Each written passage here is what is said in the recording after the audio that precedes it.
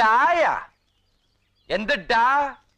രക്ഷിക്കണേ, ഉപേക്ഷിക്കലേ എന്നൊക്കെ പറഞ്ഞ് കൂട്ടിട്ട് വന്നിട്ട് ഡായ.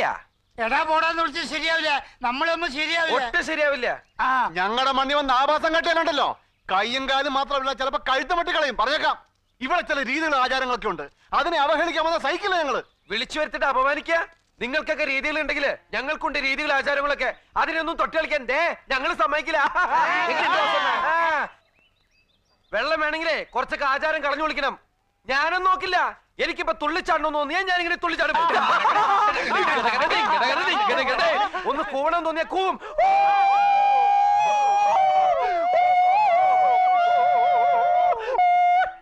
അല്ലേ വേണ്ട, ഇനിയും നിങ്ങൾക്ക് എന്നെ പിടിക്കുന്നില്ല ഈ പറഞ്ഞേക്ക്. ഞാനിപ്പോ പോയേക്കാം, നമുക്ക് സ്നേഹത്തിൽ തന്നെ പിരിയാം. എന്താ പിരിയാനോ? വിടരോമനെ മതി.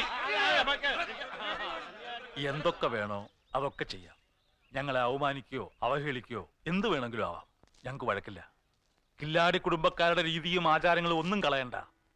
കൂവണമെങ്കിൽ കൂവാം, തുള്ളണമെങ്കിൽ തുള്ളാം, അതല്ല തിരിച്ചു പോകണമെങ്കിൽ അതുമാവാം. പക്ഷേ കിണർ കുഴിച്ചിട്ട് മാത്രം. മനഃപൂർവ്വം കോപ്രായങ്ങൾ കാണിച്ചാല് തന്ന കാശ് തിരിച്ചു വാങ്ങിച്ച് പറഞ്ഞയക്കൊന്ന് വ്യാമോഹിക്കണ്ട.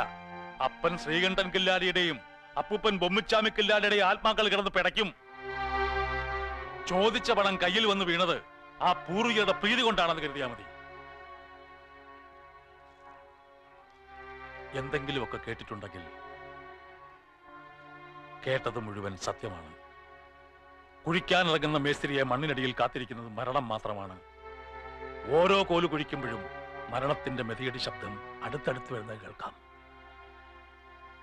പക്ഷേ ഈ മണ്ണും ഈ ഭൂമിയും കില്ലാടി കുടുംബത്തിൽപ്പെട്ട ആരെയും ചതിക്കില്ലെന്ന് വിശ്വാസമുള്ളത് കൊണ്ടും പ്രശ്നത്തിൽ അത് തെളിഞ്ഞതുകൊണ്ടുമാണ് വിളിപ്പിച്ചത്. അധ്വാനിക്കാൻ നീയും നിനക്ക് വേണ്ടി പ്രാർത്ഥിക്കാൻ ഞങ്ങളുമുണ്ട്. നാളെയാണ് പൗർണമി. പൂജാകർമ്മങ്ങൾ കഴിഞ്ഞ് സ്ഥാനം നിശ്ചയിച്ച് സ്ഥലപൂജ കഴിച്ച് നാളെ തന്നെ കിണർ കുഴിക്കാൻ തുടങ്ങണം. അത് നിർബന്ധമാണ്. ഇഷ്ടമായാലും ഇല്ലെങ്കിലും ആചാരങ്ങൾ ഞങ്ങൾ മുടക്കുന്നില്ല.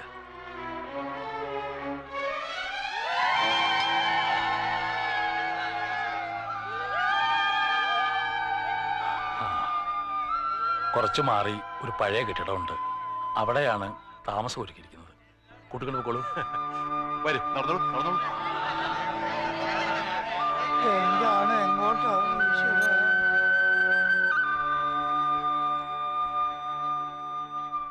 വേണോ?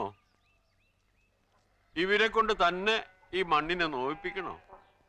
എല്ലാം ഭംഗിയായിട്ട് നടക്കാൻ ഉള്ളൊരുക്കി പ്രാർത്ഥിക്കുമല്ലേ അണ്ണ.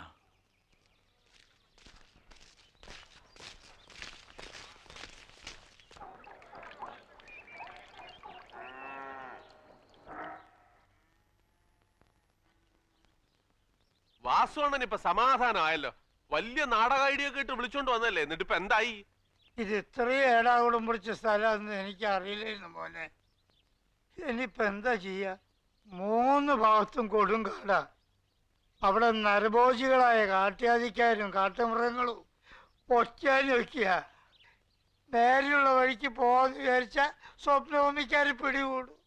സ്വപ്നഭൂമിക്കാരി എന്ന് വേണമെങ്കിൽ നമുക്ക് ഒളിച്ചോടാം. പക്ഷേ വേദപുരം കില്ലാടിമാരുടെ പരദേവതയുടെ കണ്ണിൽ നിന്ന് ഒളിച്ചോടാൻ എനിക്കൊരിക്കലും പറ്റില്ല. കാർന്നോന്മാരുടെ ആത്മാക്കൾ എന്നോട് പൊറുക്കില്ല. ഞാൻ ഈ കിണർ കുഴിക്കാൻ പോവാ. എന്റെ ഉള്ളിലിരുന്ന് ആരോ എന്നോട് പറയുന്ന പോലെ മുമ്പോട്ട് മുമ്പോട്ടെന്ന്. അച്ഛനെ വണങ്ങി അച്ഛന്റെ പണിയായുധങ്ങളും അമ്മ തന്ന പൂജാ സാമഗ്രികളൊക്കെ എടുത്ത് വേദപുസ്തകം നോക്കി കിണർ പണിയുടെ ശാസ്ത്രം പഠിക്കാൻ പോവുക ഞാൻ ഈ രാത്രിയില്. രാവിലെ സ്വപ്നഭൂമിയിലെ കിണറിന്റെ പണി തുടങ്ങാൻ.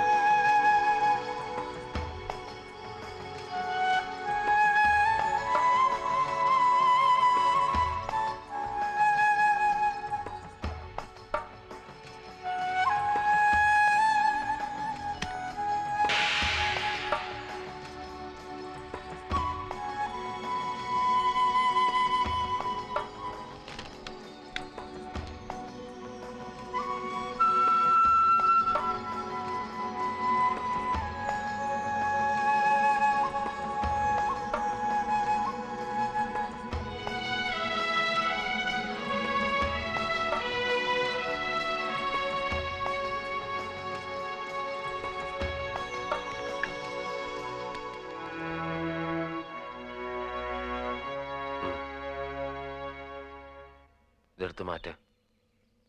ആ വസോണ, ഓ ഇതെടുത്ത് താഴത്തേക്ക്. ഓ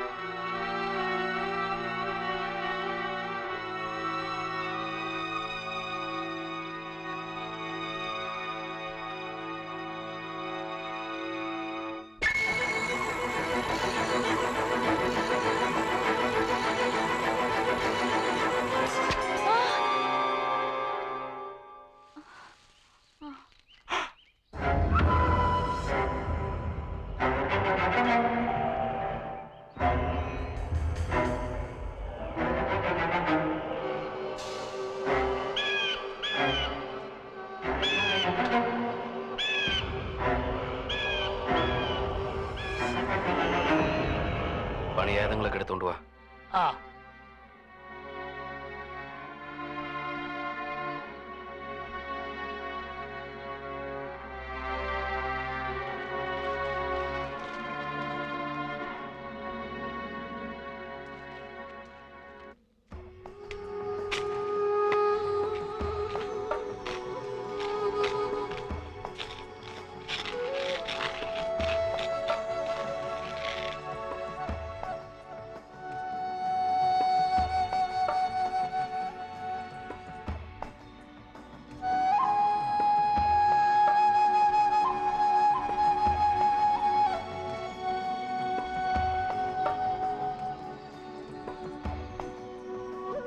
ഇതാണ് കിണറിന്റെ സ്ഥാനം. സ്ഥാനം ഉറച്ചപ്പോ പെലുവാപക്ഷി ചിലച്ച് സ്ഥാനം ശരി തന്നെയെന്ന് അറിയിച്ചു. പരദേവതയോടും കുലദൈവങ്ങളോടും പാതാള ദേവതകളോടും അനുമതി വാങ്ങി സ്വപ്നഭൂമിയിലെ കിണറ് ഞാനിവിടെ കുഴിക്കുക. വേണ്ട, ഈ സ്ഥാനത്ത് കിണർ കുഴിക്കണ്ട. വേറൊരിടം കണ്ടുപിടിക്കണം. എന്തേ? കാര്യമുണ്ട്, അത് തന്നെ. പൗർണമി കഴിയും മുമ്പേ ഇനി ഒരു സ്ഥാനം നിർണയിക്കണം. എനിക്ക് പറ്റില്ല. ഈ വേദപുസ്തകത്തെയും അച്ഛന്റെ പണിയായുധങ്ങളെയും അമ്മ തന്ന പൂജാവസ്തുക്കളെയും ധിക്കരിക്കാൻ എനിക്ക് പറ്റില്ല. പെലുവാപക്ഷിയുടെ രൂപത്തിൽ നല്ല വൃത്താന്തം അറിയിച്ച പ്രകൃതേശ്വരുടെ ആശീർവാദം അവഗണിക്കാനും എനിക്ക് പറ്റില്ല. ഈ സുന്ദര കില്ലാടി ഈ സ്വപ്നഭൂമിയിൽ ഒരു കിണർ കുഴിച്ചാൽ അത് അവിടെയായിരിക്കും, അവിടെ മാത്രം. ആരെന്തൊക്കെ പറഞ്ഞാലും അതിലൊരു മാറ്റമില്ല. കൃത്യം അതേ സ്ഥാനത്ത് തന്നെ മുമ്പൊരു കിണർ കുഴിച്ചതാ. 60 വർഷങ്ങൾക്ക് മുമ്പ് സർക്കാരിന്റെ ആജ്ഞയും കോടതിയുടെ ഉത്തരവുമായി വന്ന ഒരു തഹസീൽദാര് കുഴിക്കല്ലേ കുഴിക്കല്ലേ എന്ന് അന്നിവിടെ ഉള്ളവർ കരഞ്ഞു പറഞ്ഞതാ, കേട്ടില്ല. അന്ന് ഇതുപോലെ സ്ഥാനം നിശ്ചയിച്ചത് കല്ലുശ്ശേരിക്കാരൊരു മേസ്ത്രിയായിരുന്നു. തുടക്കം മുതലേ ദുശകനങ്ങൾ. 45 കോല് കുഴിച്ചു എന്നപ്പോ മണ്ണിടിഞ്ഞു, ഭൂമി ഇളകി, പിന്നെ അതൊരു ഭൂമികുലുക്കമായി മാറി. കിണർ കുഴിക്കാൻ സഹായിച്ച സ്വപ്നഭൂമിയിലെ 17 ചെറുപ്പക്കാരും മണ്ണിടിഞ്ഞു വീണു മരിച്ചു. ഇടിഞ്ഞു വീണ മണ്ണിനടിയിൽ ആ സ്ഥാനത്ത് ഇപ്പോഴും കിടപ്പുണ്ട് കല്ലൂശ്ശേരിക്കാരൻ മേസ്ത്രി. ആ കിണറ് മണ്ണിട്ട് മൂടിയതിനു ശേഷമാണ് ഭൂകമ്പം നിന്നത്, രോഗം ശമിച്ചത്, എല്ലാം ശാന്തമായത്. അന്ന് മരിച്ചവരെ അവിടെയാണ് അടക്കം ചെയ്തിരിക്കുന്നത്. അവരുടെ നെഞ്ചത്തു കൂടി തന്നെ ഇനിയൊരു കിണർ കുഴിക്കണോ?